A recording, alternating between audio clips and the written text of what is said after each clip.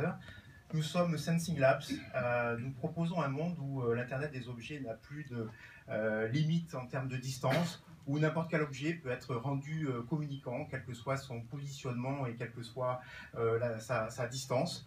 Et un monde où, grâce à nos capteurs communicants, au final, par exemple, des sociétés des eaux vont connaître en permanence le niveau de consommation sur leur réseau, identifier des fuites, ou plus exotiquement, un monde où un agriculteur pourra voir le matin sur son smartphone le niveau d'humidité des sols qu'il cultive, de façon à agir en conséquence et de façon à agir, à produire plus et produire mieux, puisque effectivement la mission de Sensing Labs, c'est de rendre communicants les équipements qui vont être éloignés, enfouis et qui anciennement n'étaient pas en capacité de transférer leurs données sur le monde de l'Internet. C'est ce que font nos capteurs. Ils extraient la donnée des équipements et la transfèrent de façon la plus simple possible pour l'utilisateur, la plus intelligente en termes de données et à un faible coût qui est en adéquation avec les modèles économiques que nous adressons. Alors, le challenge réussi par Sensing Labs, c'est d'avoir pu concilier au sein d'un capteur 3 niveaux de performance qui anciennement étaient incompatibles entre eux.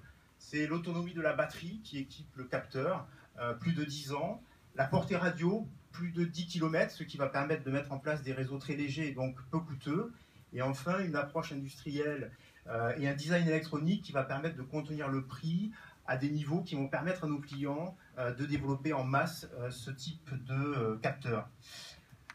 Un autre point clé de l'offre Sensing Labs, c'est d'une part la compatibilité des capteurs avec tous les types de données ou les configurations qu'on va retrouver sur les marchés qu'on adresse, au niveau du smart metering, les compteurs d'eau, les compteurs de gaz, les données liées à l'efficacité énergétique du bâtiment ou plus largement au smart building, et enfin les données environnementales qui vont venir nourrir l'ensemble des applications de la ville intelligente et de l'agriculture intelligente.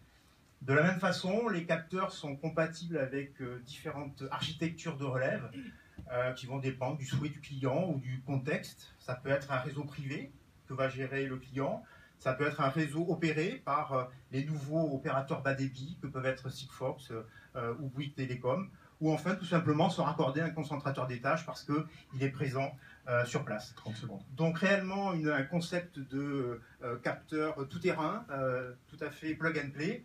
Ça a été rendu possible par le travail d'une équipe que vous avez en photo ici et dont le secret, in fine, est le fait qu'elle cumule plus de 40 années d'expérience dans le domaine des capteurs communicants et plus précisément les capteurs très basse consommation, longue portée, en R&D et en business développement.